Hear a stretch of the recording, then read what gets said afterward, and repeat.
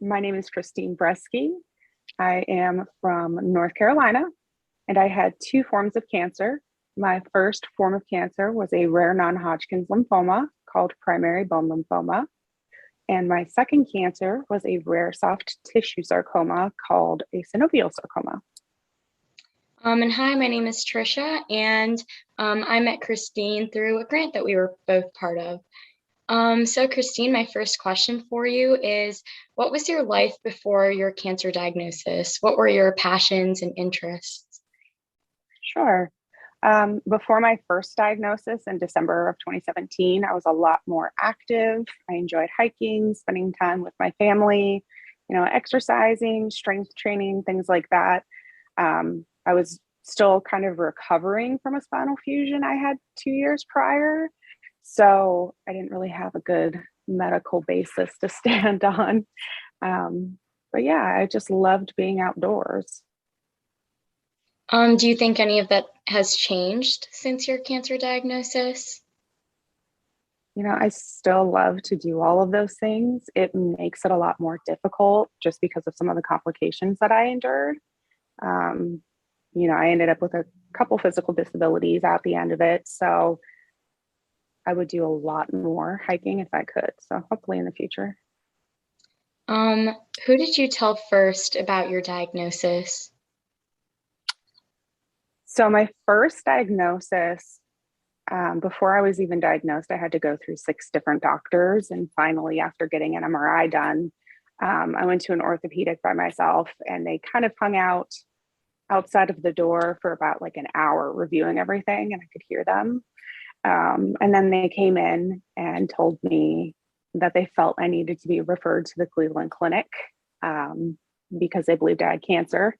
So, kind of like at that time, I was by myself, and I kind of tried to keep my composure, other than probably using a few certain expletives under my voice, under my breath. But when I walked out to my car, I called my husband and, kind of started bawling, and he had a really hard time understanding what happened. Um, but my second diagnosis, I received a call notifying me of my pathology report that time. Um, and my husband was at work in an area that I couldn't reach him by the phone. So I actually sent him a pathology report and a text message telling him he needed to call me. And I just kind of had to get it out. So I technically verbally told my parents first the second go around. Um, yeah. Do you think your relationship changed with your husband and your parents after you told them?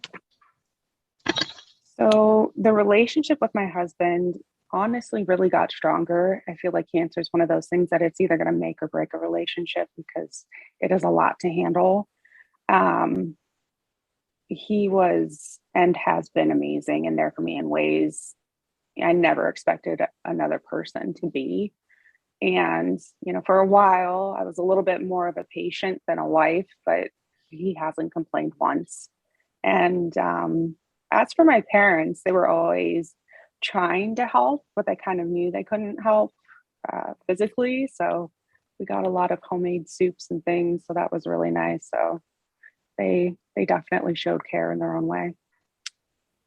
What was the most difficult part of your cancer diagnosis? So the most difficult part, it's not the treatments.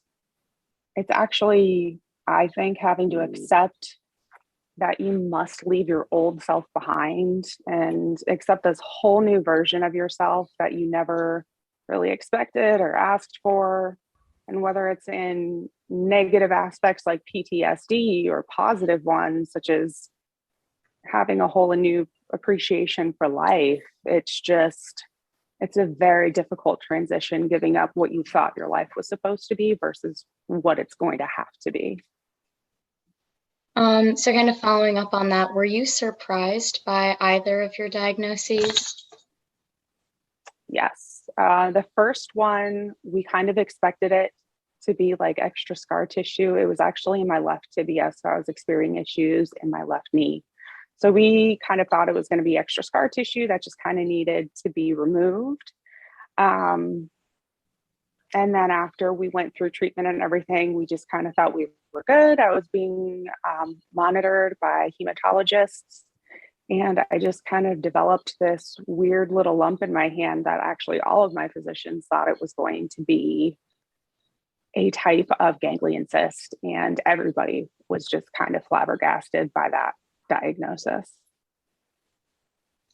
And then my last question is, what is one thing you wish you knew before your diagnosis, and what advice would you give to someone newly diagnosed with cancer? Sure. The one thing that I would say I wish I knew before my diagnosis is once you are no evidence of disease or in remission, your cancer battle isn't just over. I mean, your life is completely altered. And in my case, I was physically altered, developing that disability. But I think people just assume once you're in remission, like, oh, you're good. That's the end of it. But it's not. And the advice I would give somebody who's newly diagnosed is it's okay not to be okay. You also have to try really hard not to allow yourself to get stuck in your grief. No matter how hard it is or how bad it may seem, there's always something to be grateful for. So you really have to cling on to that and just find joy in the little things. Don't let cancer force you to stop living. You just have to take it one day at a time. Thank you so much for sharing your story and coming on here and talking to us. It was really great talking to you today and getting to know you a little bit better. Thank you. I appreciate it.